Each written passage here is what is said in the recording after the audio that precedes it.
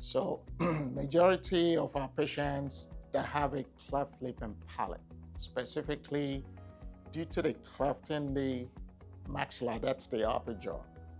The two halves, one larger called the major segment, one smaller called the minor segment, collapse.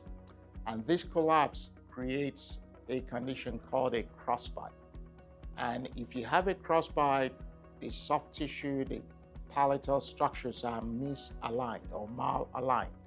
So a palatal expander helps to restore that width and restore some semblance of symmetry.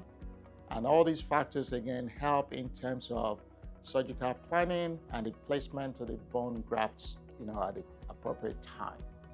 So yes, a palatal expander is more often utilized by patients prior to alveolar bone grafting.